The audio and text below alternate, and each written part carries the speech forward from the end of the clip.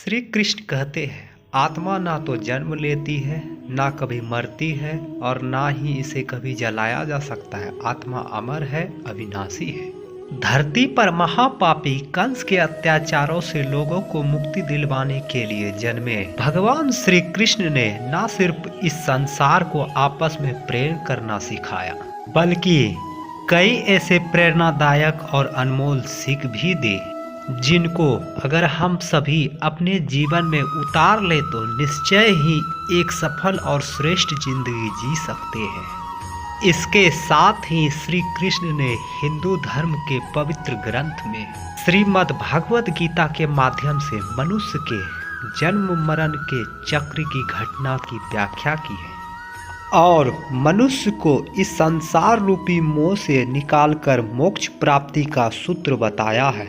वही हम आपको अपने इस आर्टिकल में भगवान श्री कृष्ण के कुछ उत्तम विचारों को उपलब्ध करवा रहे हैं। इसे पढ़कर न सिर्फ आप लोगों के मन में अपने जीवन में आगे बढ़ने की प्रेरणा, एक दूसरे के प्रति आदर सम्मान का भाव पैदा होगा, आपसी रिश्ते मजबूत होंगे।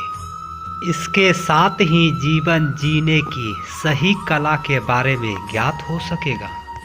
वही आप श्री कृष्ण के इन सर्वश्रेष्ठ विचारों को श्री कृष्ण के इन विचारों पर अमल करने के लिए ये प्रोत्साहित कर सकते हैं ताकि वे एक श्रेष्ठ जीवन का निर्वहन कर सके। इसके साथ ही जीवन जीने की सही कला के बारे में ज्ञात हो सकेगा।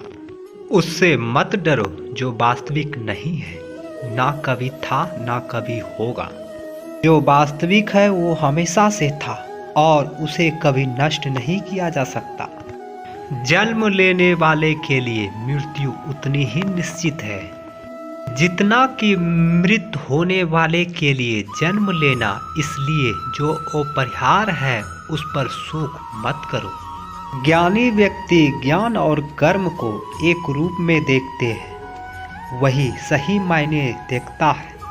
जो मन को नियंत्रित नहीं करते उनके लिए वह शत्रु के समान कार्य करता है। हर व्यक्ति का विश्वास उसकी प्रकृति के अनुसार होता है।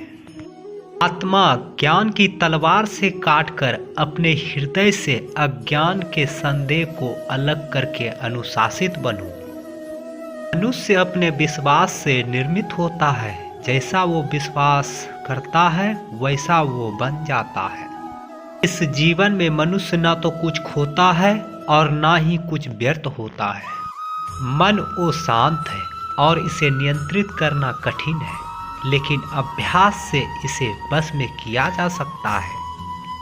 केवल मन ही किसी का मित्र है और शत्रु होता है। व्यक्ति या जीव का कर्म ही उसके भाग्य का निर्माण करता है। जब मानव अपने कार्य आनंद में खोज लेता है तब वह पूर्णता प्राप्त कर लेता है, क्योंकि भगवान की पीठ पर अधर्म का वास होता है और उसके दर्शन करने से अधर्म बढ़ता है।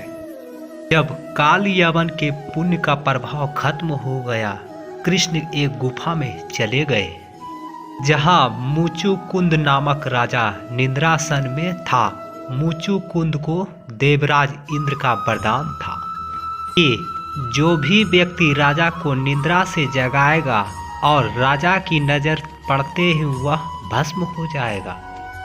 काल यवन ने मुचुकुंद को कृष्ण समझकर उठा दिया और राजा की नजर पड़ते ही राक्षस वहीं भस्म हो गया। अतः भगवान श्री कृष्ण की पीठ के दर्शन नहीं करने चाहिए, क्योंकि इससे हमारे पुण्य कर्म का प्रभाव कम होता है और अधर्म बढ़ता है। कृष्णा जी के हमेशा ही मुख की ओर ही दर्शन करें। इसी वजह से मूल लक्ष्य से मनुष्य का ध्यान विचलित हो जाता है।